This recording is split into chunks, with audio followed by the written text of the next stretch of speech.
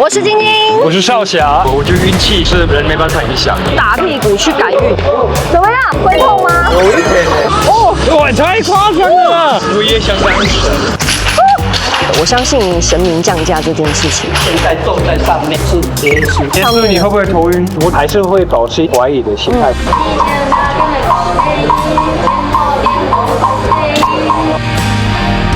想要跟爸爸见面。相声也可以。我是晶晶，我是少侠，少侠，你来台湾多久了15年了。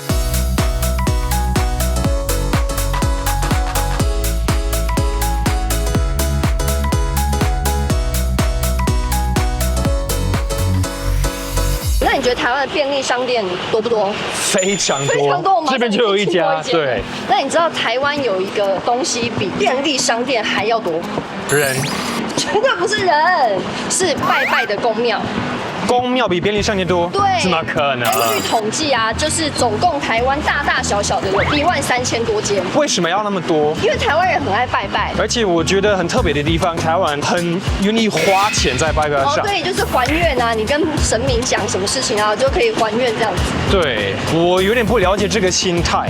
因为外国人就是觉得是一个免费的东西，对，所以我想了解台湾人到底他们的信仰是什么。我不是很了解，虽然来这么久，但是我觉得我应该要多学习一下。那你相信佛祖跟耶稣他们可以在同一个屋檐被供奉吗？不可能吧？不可能，对不对？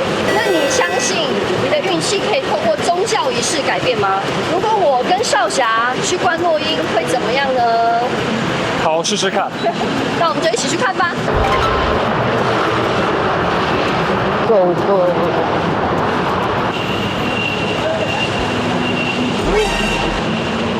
少侠那边有一个辣妹哎。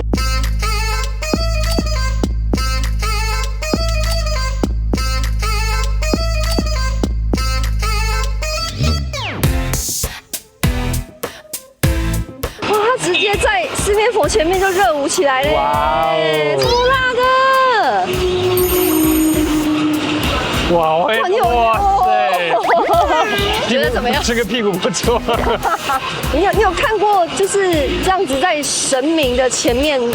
我是没有自己看过，没有在夜店有看过。但夜店不是跳给神明看的啊。对啊，所以我觉得这个有点突兀哎，有点不搭哎。我有去过泰国的四面佛，就是有人跳舞，就是在还愿。可是我没有看过这么辣的辣妹在跳舞还愿。她不只是诱人，她还诱神。哎对。然后就很夸张哎。哇！我也想当神。Oh my god！ 哦，哇，太夸张了！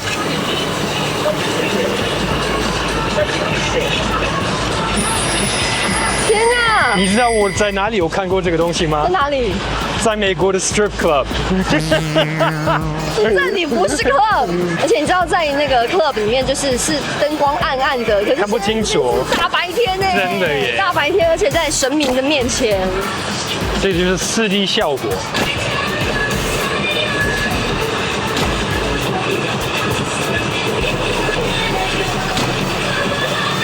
跳完了！跳完了！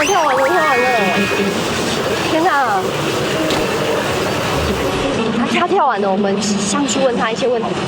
不好意思，我想问一下，你从事就是这个跳舞的这个还愿小天使大概多久时间？大概有10年了。因为我之前去四面佛看过，但是他们的还愿舞者都是穿传统服饰，但我第一次看过这么性感的还愿舞者。现在台湾也多一个就是辣妹型的，那每个客户选择不一样，也可以传统的，那也可以辣妹的这样。哦，我觉得这个有一点对我来讲有点奇怪，因为我们在德国其实比台湾一般来讲是开放一点，没有那么保守。可是我们在信仰教堂要很保守，对。可是台湾却是相反，就是刚好在庙就突然可以比较开放。四面佛喜欢看美好的事物。哦。对，但是它有一个传闻，就是以前在泰国的时候有选美小姐，但因为选美小姐都没有得过第1名，然后他就跟四面佛许愿，让他得第1名，他就会跳艳舞给四面佛看。哦。所以他真的愿望实现了，所以他就来跳艳舞给四面佛看。对，就是这样传承下来。我听说很多不同的神都有不同的领域在负责。那这个四面佛，它负责什么样的东西？四面佛它有分4面，那每一面所许的都不一样。第一面它许的是学问渊博、功名成就，这是第一面；第二面是感情婚姻；第3面是事业跟财运。那第4面呢？身体健康平安。我最在乎的，对，只有这个神会负责这些领域吗？还是别的神也会负责类似的东西？例如道教啊、什么佛教啊，但也是会有身体健康平安这一类的。如果不同的神，可能也是负责一样的领域，你会怎么决定你要拜谁，还是你通通都拜？大佛教里面有祝生娘娘，那祝生娘娘她就是专门否这个生小孩的。如果女生想要求小朋友，想要怀孕，就去求祝生娘娘。然后如果你今天想要求姻缘，你就求月老，是大概是这个概念。所以等于是刚刚那个姻缘家庭的那一块，就是有一点点像月老的感觉。对。我觉得西方的神有一点比较方便。所以你拜一个就够了，你就去教堂啊，什么东西都可以拜，不用去好几个地方。那我想问问你们这边有没有什么比较特殊的信徒？国外远端客户，因为他在台湾就许愿嘛，那有达成，但是他已经在国外出差，他没办法回来台湾，就透过手机。那我到现场呢，我就是禀报他的出生年月日，他愿意提供的资讯，在演出前都会先拍照给他，传给他，那结束之后再跟他说一声这样子。远端还愿的这个服务，我觉得很特别。我也不能说他这样远端还愿他就不虔诚或什么的。其实神明如果是可以接受，我是觉得 OK。我相信那些远端还愿的人，他们等到他们可以回来的时候，他们一定会更虔诚的再去现场再跟四面佛大谢一次。不好意思，你有男朋友吗？有。那他这样看你，然后看那么多人在看你，他会不会吃醋？其实现在已经习惯了。一开始可能我穿比较清凉，一开始难免会不开心。对，但是他就是希望我能尽量包就尽量包啦。对，但是他也是尊重我，因为我在工作上是开心的。对。那请问一下，你的家人、你的父母对你的工作有什么看法？他们就是尊重啊，因为我就是很正面，然后就是很健康，就是跳舞。单纯，对，就是我工作完结束就回家，也不会乱七八糟，所以他们也不是有太多的想法，尊重。所以有的时候会不会有那种压力？他们想要塞更多的钱，然后你需要委婉拒绝，可是他们后来就不想请你或者什么？小费吗？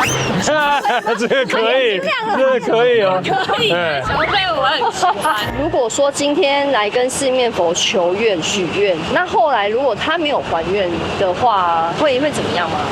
传闻就是四面佛会以不同的方式提醒你，例如就是有人梦到四面佛，他觉得对我忘记还愿，或者是他让你的身体出现不好的状况，可能生病了之类的。对我来说啦，这个说法有一点什么东西都可以合理化，因为如果你刚好今天出车祸，你就可以怪这件事情，你根本没有办法证明真的是他处罚你，因为什么事情都可以当借口，不是吗？那这也是提醒他。但是我觉得有一点奇怪。他们怎么知道他们选择神喜欢的方式还愿？他们可以保龟啊，就是结束之后会问神明。问神明。对，其实也不一定就是一定要请还愿舞者，你也可以买花、买大象、买彩带，然后买香。有，我们这边都是有看到很多花啊跟彩带。我想要问一下，你们这边有没有什么超级 VIP、超级常客的？有啊，就像今天这个客户，他每个月都会还愿一次。其实我有蛮多问题想要问这位VIP 信众，有没有办法能够访问到他？那我可能要打电话问一下他方不方便受访，稍等我一下。他说可以，他说很欢迎。哇，那我们就可以问他更多有关于这个四面佛的事情。对，没错。谢谢你，不会，谢谢你们啦。谢谢。淡淡独享播 ，Hello， 你好，请问吉祥在吗？等一下哦。好，先请坐。好，谢谢。我们的松板猪，老板，我可以问一下吗？可以，你说上菜都这样子吗？评审对你评审都是这样穿吗？没错，你好，你好，我们是慕名而来的。真的吗？我们是慕名而来的。对，因为我们刚刚呢就是去中和四面佛那边 ，OK，然后我们在那边看到一位非常火辣的还愿小天使在跳舞，然后我们就问他说，就是有没有非常非常虔诚的信众？对，因为我本身是四面佛非常虔诚的一个信徒，开这家店的时候，我有去做一个祈福，跟这个目标的这个祈求。那也希望可以在每个月的业绩，希望可以越来越好，越好。所以我一直遇到任何事情，我都会找四面佛去做一个祈求的动作。哦，对，那相同四面佛协助我或帮助我完成一个我祈求的一个方向或目标的时候，我就会去做一个还愿的动作。有时候我祈求的可能会直接跟我们的四面佛神明跟他说，我会亲自下来为他做演出。你会，我觉得我们好好聊一下，要不要先做一下？好的。因为你讲到一个重点，因为你刚刚讲到一个重点，因为我们本来以为就是这个跳舞还愿的都是女舞者，对。所以你自己也会亲自下去还愿吗？会啊。你那时候也是就这样穿还是？对，没错。你就会裸上身，对不对？对。你在跳舞的时候，对，我还有照片，四面佛跟四面佛合照的照片。该不会表演的服装？只穿三角裤？没有，就是裸上身这样子。有点像印度的服装。那你觉得你开始拜之前，你的生活很不顺吗？觉得做事情好像没有这么安心，那常常会遇到很多瓶颈或不顺。繁杂的事情，当我去信仰这个神明的时候，我觉得很多事情变得比较顺遂一点。哦，对 ，OK， 我们准备帮你送第2道菜，两位请稍后。好。他感觉看起来是很 fit， 他有在健身。他这个菜感觉就是完全是健身的人在吃的菜啊，对不对？对。对你来说，这个菜色应该像我在家里会，你平常会做的类似的，就是青蛙。而且它这个饭也有那个藜麦。哇！为什么要需要？在我变成一位姑娘啊！我比较好奇，为什么你又要再换一套啦？刚刚看不够，我们一次看到饱，对不对？这个时候，谁说男生不能有福利？男生是要还给我福利啊！我比较想看他的福利。我这个时候穿裙子，我现在是公主。哦，你现在是女生是不是？公主来了，我们要替我们的男士办公事情。哇 ！Oh my god！ 不是，你是不是真的？少侠，你的脸超尴尬的。你自己都不想对他表演。少侠，你的脸超尴尬的。接下来我们换女生。Yes， 终于我可以放手。呜呼！哇哦！It's okay, come on, lady. Wow! Shaking. Okay, shake it. 哇，你的那个腰蛮会动。我头好晕啊 OK。哇哦！我觉得我要先回家。你有没有客人昏倒过的？有没有客人昏倒过？没有，反而有客人塞小费。对，反而客人拿起小费塞了小费。我是这样没有感觉，没关系，我可以刷卡。OK。哇，那我刚刚还有想要问你的问题还没聊完，你做，真的不会冷哈，真的不会冷。OK， 因为我刚刚是想问说，就是你这么相信四面佛，是。那如果今天是我啦，因为我自己本身也是有在拜拜的，就我可能很多事情有想要请教神明这样子。是。比如说像你这样子上菜，对，或是你的菜色，或是你的店名，或是你的装潢，你会去问四面佛吗？会啊，我还是会问他一下。你穿这样上菜是四面佛叫你这么做的吗？是他叫你这么做的。你怎么问？你是本来就喜欢健身，所以你觉得我可以露肉吗？还是你是怎么往那个？对啊，我真的很好奇耶。我问他说，我可不可以搞一个猛男上菜的概念？对，然后做一些噱头跟话题的。所以原本的出发点是你自己的，但是你问他的允许，对不对？对，我本来给他问他2件事情，一个是女生性感上菜，对，跟男生像你这样子猛男上菜。我本来想要提出这样的方式，另外一个就是反串秀。反串秀的概念，然后想一想，后来我就改成2个去，先2个去问他，那他就选择了猛男上菜，对，他觉得猛男上菜对你的餐厅比较有帮助。那你觉得你为什么会这么需要四面佛？因为在祈祷方面，四面佛在整体方面给我很多事情的一个安全感跟心安，让我可以在未来的人生一直不断的往前进。少侠，你相不相信人的运气可以被改变？我觉得运气只是人没办法影响的。但是我自己每年都会去求发财金。那有用吗？我觉得我的薪水一年有比一年多一点。可是我的薪水也越来越多，但是我没有求这种东西啊。好，那你很厉害，好不好？今天带你来的这个是屏东一间非常有名的宫庙，然后呢，它有一个很特别的仪式。那你觉得有用哈？这个改运的仪式呢，我没有尝试过，所以我今天也很想要试试看，顺便也带你去看。好啊，看看。好，真的很热。对啊，这个宫庙非常的大，而且在这个东港非常有名。听说这个庙有一个很特别的仪式，但是我从来没有来这边真正的看过。应该很少人知道吧？很多这边香火很鼎盛，你没看这边这么多香对，客，这边的人，现在一大台北人，台北没有这种东西。我是台北人啊，我也知道啊。哦，你看，他现在就在做我说的那个仪式，你靠近一点看，靠近一点看。这样不行吧？他在打他的屁股，这个就是我跟你讲的改运的方式，他是用打屁股去改运。走，我们去找他问一下。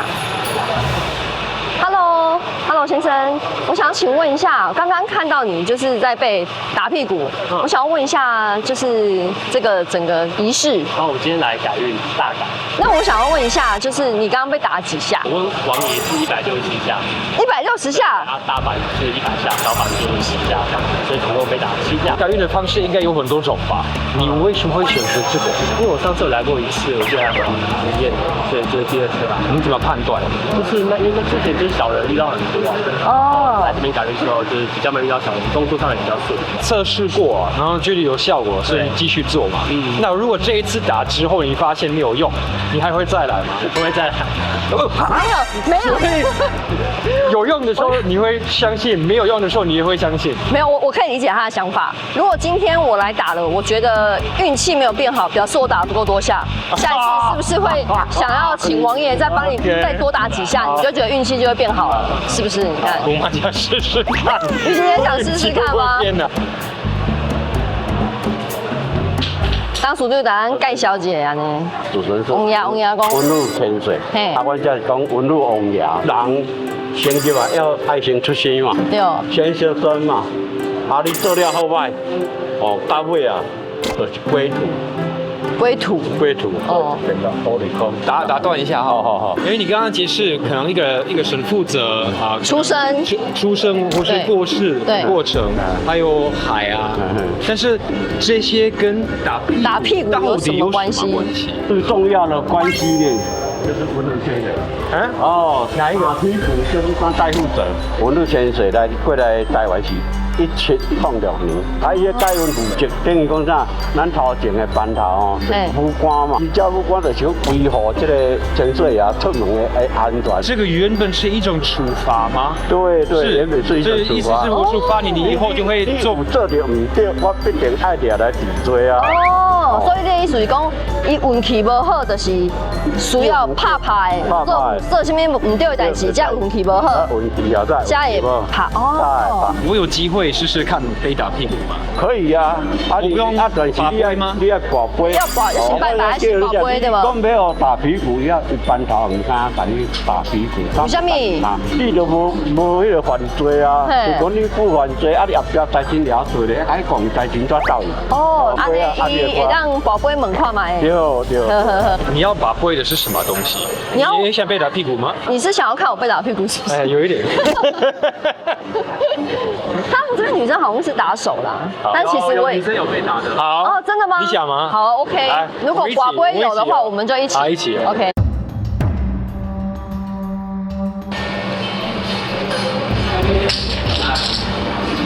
不是。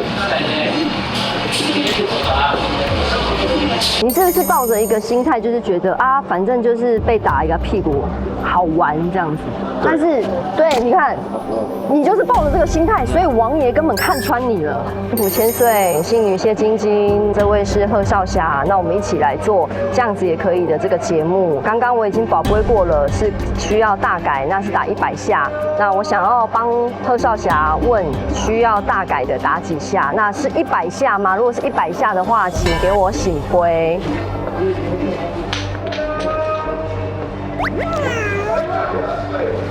你构造的比较好。再快，对不起，我说。我觉得是这样子的，我是很诚恳的问，他也给我一个很明确的答案，就是不需要我大改运。对，那你们都不接受你们的神的答案？可是我觉得不是，你们很固执，就一直问，但你们真的是，我觉得就是这样子嘛。我觉得你们不接受神的答案，你们就一直找一些漏洞。不是漏洞，也许你打从心里就不相信这件事情啊，所以他就认为他不需要给你醒归了，所以你才不需要改运。因为我是非常相信，但是其实你是抱着不相信的。你是不是抱着一个心态，就是觉得啊，反正就是被打一个屁股，好玩这样子？但是，对，你看，你就是抱着这个心态，所以王爷根本看穿你了。王爷就是觉得你的心态就是要被打好玩的，他何必要打你？因为他看上我了，后来你问我需不需要改运，他就要处罚我一下，没有很真的想要改运。因为像我问的时候，我是非常虔诚，因为我是100%的相信他。我问他我需不需要改运，需不需要大改运，就醒归，马上就醒归。不管答案跟结果是什么，你都有办法把它合理化，我觉得你好厉害。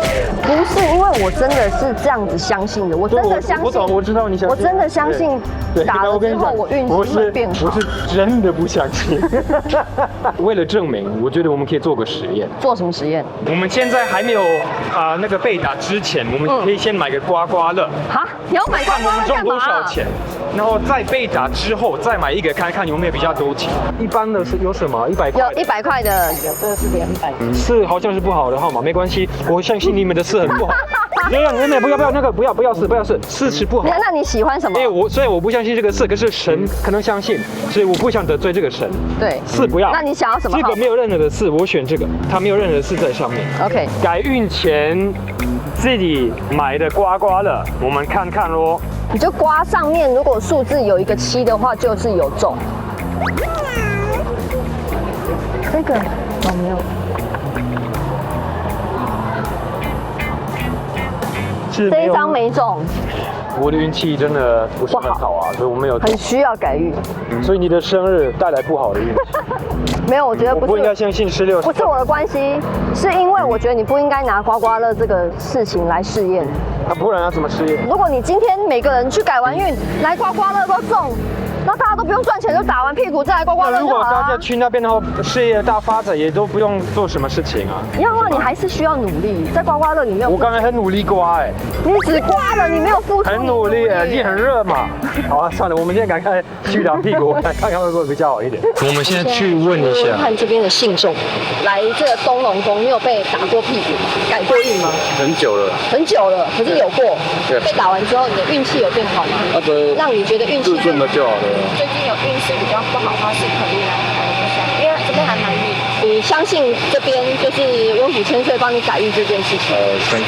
那你改完之后，你真的有觉得你的运气变好吗？这个叫 pass。很相信打屁股运气会变好吗？应该是多多少少会，就是宁可信其有。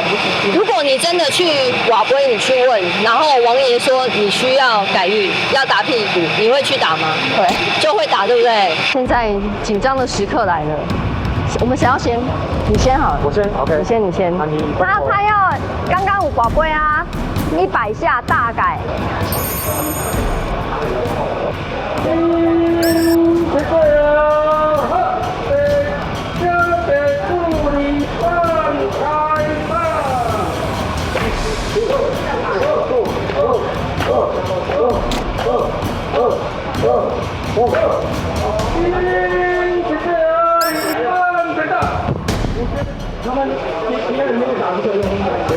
怎么样？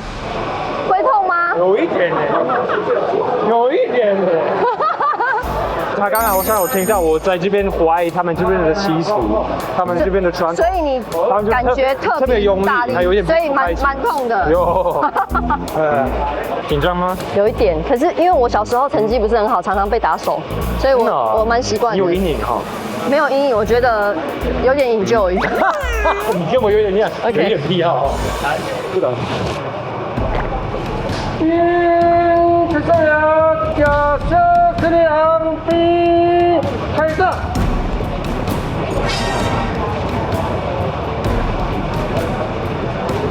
好，拜拜。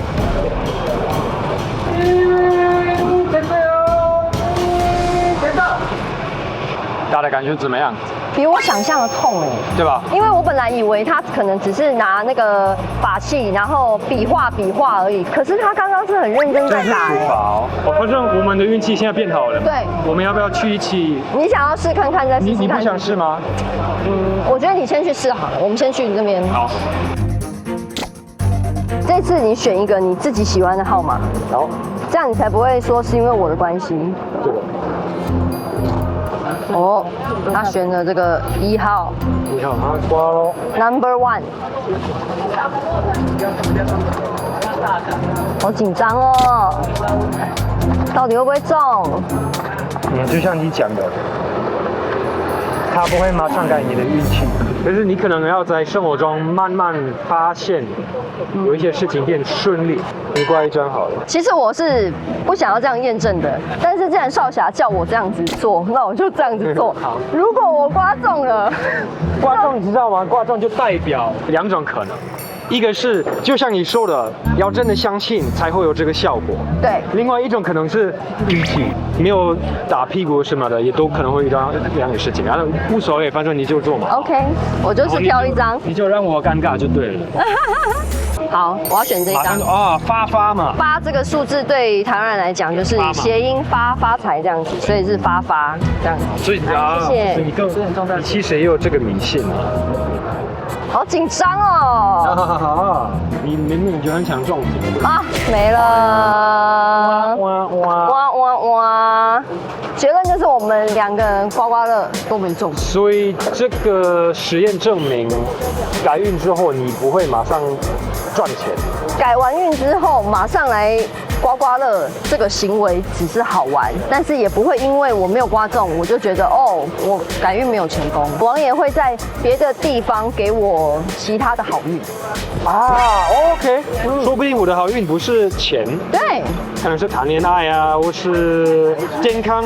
对，那你觉得这200块的实验值得吗？我觉得既然这个实验没有证明任何的事情，所以就不值得。阿姨，我想问你，有没有人打完来买就中了？有，对不对？中很多吗？看你们走过就是一个每次来买，也是这个15号，他中了。你买16号没中，他买15号就中哎。所以每一个15号都会中，是不是？那你买一个15号看看啊，来，你再花100块来。不是15号的问题。10万不是，是不是？你刚才说是15号的问题，现在又不是15号。是你的问题。OK， 好，我们继续做其他事情吧。是他选的16号。好，你为什么没有？你在这边慢慢讲道理，我们先走。你不要生气啦！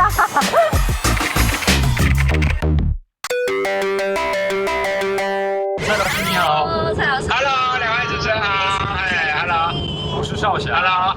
老师，你怎么解释台湾人这么爱拜拜跟寡杯这件事情？对，他们为什么台湾人那么喜欢这件事情，那么相信这件事情？对，其实从心理学的观点啊，我们认为这些行为它是为了要寻求一种控制感。比方说，你是一个相信的人，你没有刮到。你就会说啊，我要刮到神明不同意，可能是我不够虔诚，或者是我问的不够好，对，所以我要换一个说法来问。还有一个原因呢，其实就是从众的行为。简单的讲，就是别人做我就跟着做。老师，你从来不会有不可控制的情况，让你想要去求神拜佛吗？现在还没有，目前到现在为止还没有。老师，那你生日的时候会许愿吗？如果有蛋糕就会许愿。如果别人看你，你就会许愿。那你干嘛许愿？我觉得我的许愿应该是说，我会讲一个我下一年度要做的目标。所以那个不是许愿，是你给自己的期望。对，比较像是这样。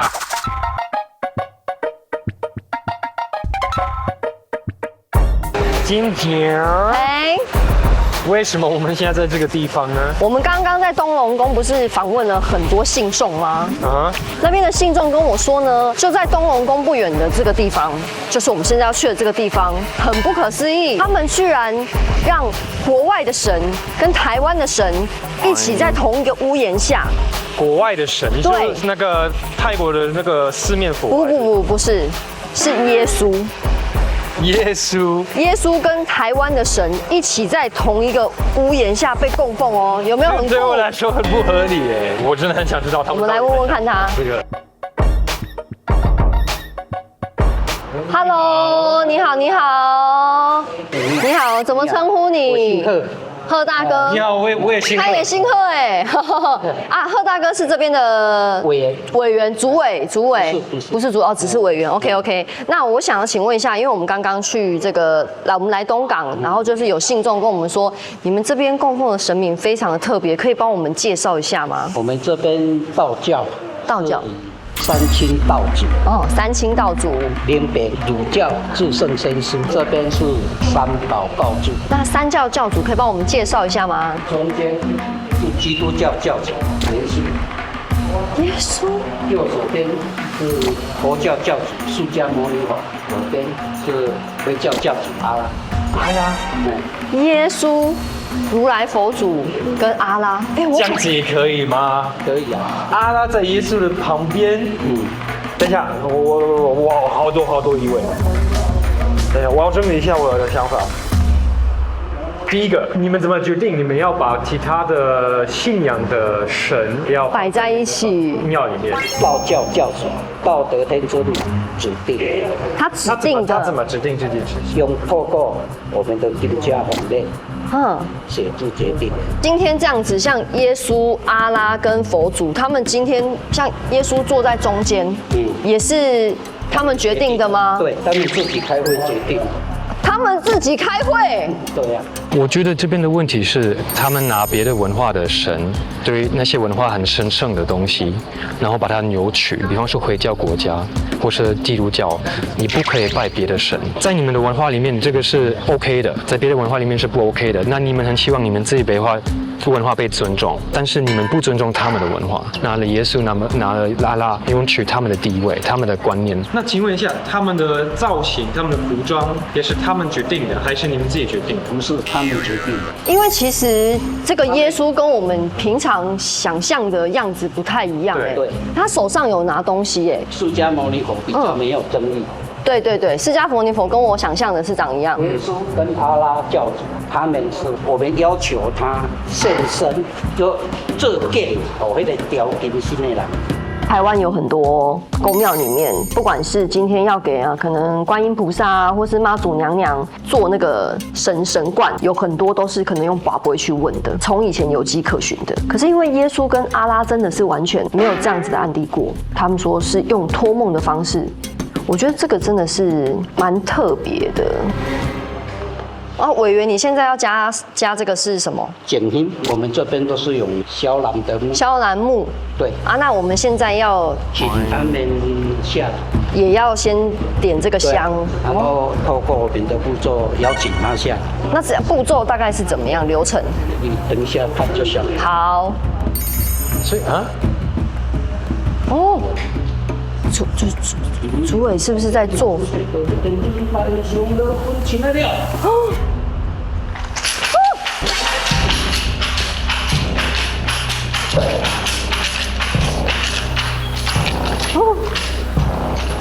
我被吓到了。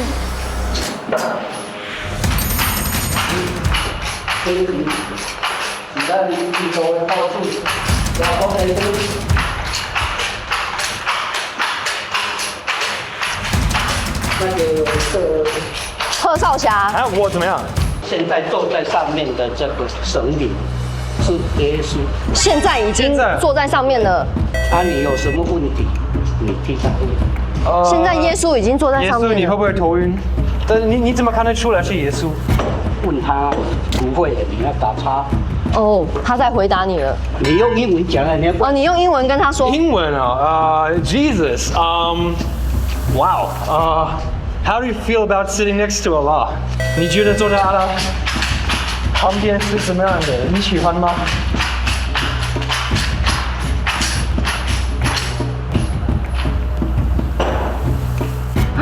打勾。可以。好，耶稣，你支持同性恋结婚吗？不支持。不支持哎 ！Oh my god！ 那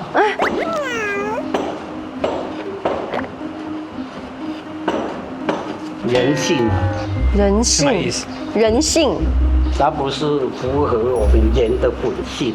这个事情比较让我有一点点吓到，这样子。我觉得神明应该都是希望信仰他的这些信众们都是过得很开心、快乐，然后向善的。那如果我们现在叫同性婚姻的人，他们不能跟他们相爱的人在一起，那他们可能就不快乐。所以那个问题我是打一个问号，这样子。我觉得这个庙否认这个事情，同性恋结婚不看好这件事情，我觉得没有必要，应该要包容每一个人，只要他不害别人就 OK 了。所以我不喜欢人家在那边洗脑这种观念。前期是咱回祷告主阿拉神星，回教教主啊。请问阿拉就是我们这样子也可以的，这个收视率会不会越来越好？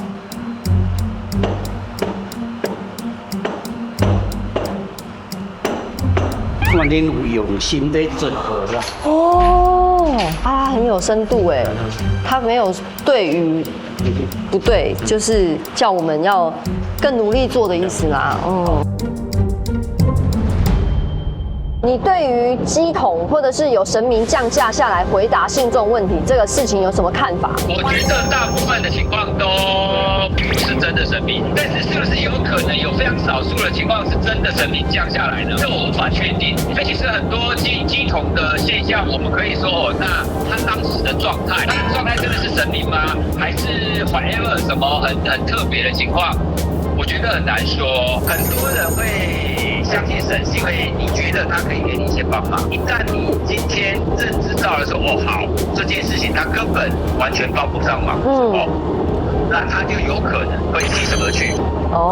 特别是那一种赌博的，所以台湾有一些就是因为钱赌的关系，然后去供奉了神明，有没有？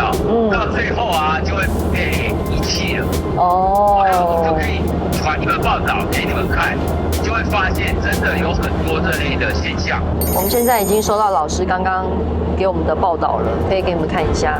我完全没有办法理解，怎么会有人要把神明丢掉？我觉得有可能他们后来不相信了，很生气，他们之前相信一个不该相信的东西，但是觉得不管怎么样，不应该破坏东西。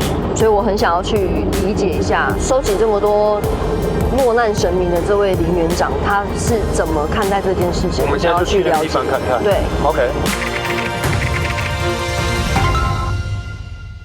我们现在已经来到蔡老师报道里面所说的这个林园长的幼儿园。其实我看报道的时候，我就已经有一点点觉得佩服他了。是哦，对啊，他非常用心做善事吗？他收留这个落难神明真的很了不起。好像是在这边。Hello， 嗨，请问是林园长吗？你好，你好。少侠，我是晶晶，你好，你好。因为我们刚刚就是有收到这个蔡老师给我们的报道，那报道里面就是写到林园长啊，你这边收集了很多落难神明，那可是我们看这边看起来是一个幼儿园，神明现在收集在幼儿园原来本来的教室，所以你现在看不到。所以这边平常小朋友不会看到那一些神明，不会，就是要特别的带小朋友去看。如果你们想看的话，我也可以带你去看。我们很想看，很想看，真的吗？真的，那我就带你去吧。好 ，OK， 跟我走。所以那是像一种课，他们上的课吗？你介绍一些神明，还是你会怎么带他们去看？本来不是这个课程里面，对，有个机会嘛，他就收集到被人丢弃的神明，那我们就慢慢的把它收集起来。当然，小朋友有机会，我们会带他们去看，那会告诉这些神明的故事。所以现在如果小朋友想看，我们可以把它当成一种课程来告诉小朋友。哦，等于说从这个课程里面带一些教育意义给小朋友。对，我们要告诉小朋友就是，哎呀，这些神明本来也是大家膜拜的，是在保佑人们的平安，是让他们赚大钱。那为什么他们不要了，就把它丢弃？所以我们就希望那个神明啊，把它收集下来，有一个落脚的地方，让神明啊不必继续再浏览。这是我家的佛堂，这个佛堂很特别，很特别啊。对，我第一眼进来看到的是左右边的，像不像？非常像。你会不会拜自己？拜自己？不是吧？我还没死，怎么可以拜我自己？我不知道，也不能拿出来拜啊，是啊。但是真的很像，真的很像啊。那我告诉你啊，这就是我爸爸。你爸爸？哎，还有妈妈呢。你看这个，这是我妈妈嘛啊。然后看到这是我们家的佛堂。我以前我爸爸在的时候是刻5尊，现在你看可能是7尊嘛，对，多2尊。对，那2尊就是也是收来的。哦，你当时收留的这样子。收留的。第1尊是在这个地方，这一尊。哦，你看手断了，对不对？哎，额头看到有很多。真的，他手断掉了耶。对，有没有？额头的那个冠本来通常来讲，是啊，福德正神这边会有一个宝石。是啊，那宝石撞掉啦。哦，可是为什么他的手会断掉？当时是在我们后面的溪嘛。我们就是走一走，就看到它漂流在一个地方。福德正神怎么会游泳啊？对啊，不是游泳，是趴着嘞。趴着就他是不是要救一下？捞起来，哇，这里都撞成这样，他手也断了。那看起来这种心里就，觉得有点难过，很难过，很不舍了。土地公是帮助我们赚钱啊。对。为什么他会漂流在土地？所以我们就把它捡起来，把它带回家。当时也没有退神，就直接把它摆在这里。哦，就把它放到你们家的神明桌这样子。这个都是啊。这些都是陆陆续续后来你收留的这样子。收留的，对。然后也有这个关公，你看这个关公也是手也是断掉了。他这一手是他本来要拿他的大刀的那一只手，对不对？所以他的大刀也不见了。不见了。从来没有想过这个世界上会有这样子的事情存在，这么需要神明，然后这么需要这个信仰。你希望借助他的力量来帮助你的时候，你是如此的对他如此的尊敬，照3餐给他上香啊，愿意花很多钱去供奉他等等的。但是当他可能没有达到你预期心里面想要的结果的时候，你却毫不犹豫的遗弃他，甚至还对他做出了非常不尊敬，砍他的手，砍他的头，觉得很难过之外，就是也觉得很生气啦。我刚刚真的很震撼，沉重吗？对，这个是小朋友以前的教室，是，所以我们现在暂时就把它放在这个地方。那我们打开门让你看看。好。哇，看看。这个是没有整理的。好，我开一下灯哦。哇！看到没有？天啊，这边这样子大概有多少尊啊？1500吧，有躺的，有斜的，全部都是一团乱。这个是从什么时候开始收集？这个收集的年代大概有15年。我完全没有办法想象，就是有人可以这样子把神明丢弃。这一栋几乎是每一间都是这样子拍人满的。你看，各种各式，这个你认识吧？胡爷，其实这边很多神明，其实像那一尊就是福德正神。对啊，我有疑问，是什么？有没有这种神雕的博物馆？你这个问题很好耶！我现在就是将这些未来全部把它整理好之后，我要成立一个叫做退休神明博物馆。哇，这件事情很有意义耶！对啊，人会不会退休？会啊，我也会退休嘛。对啊。人，如果你说他流浪了，实在太可怜了。对，所以我们把它称为退休神明，然后给它成立一个博物馆。哇，我觉得这件事情非常有意义。是啊，我觉得刚刚一进来，然后等你打开，我看到这么多尊这样子被丢得乱七八糟是。我说真的，我没办法用言语来形容我的震撼，因为他们都曾经是被供奉住。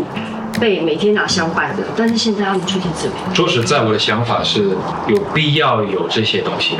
神不是活在这个雕像里面，是花那么多钱，花那么多精神。制造这些东西，这些娃娃，最后还是会把它丢掉，迟早会把它丢掉。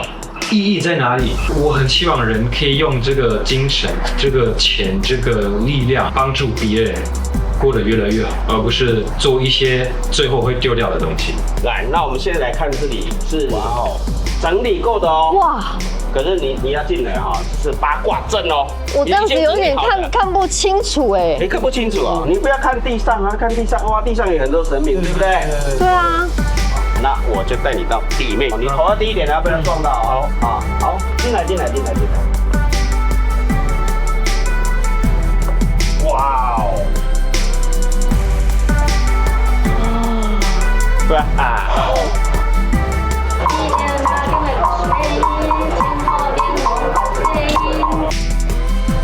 想要跟爸爸见面。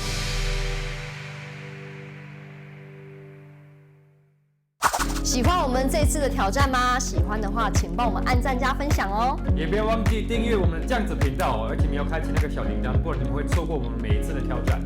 还想看我们做什么挑战呢？都可以在下面留言哦。你们还可以 follow 我们的 FB 和 IG， 这样子你们看到有更多精彩的花絮。今天就这样子吧，我们下一次见。拜拜。这样可以吗？这样子也可以。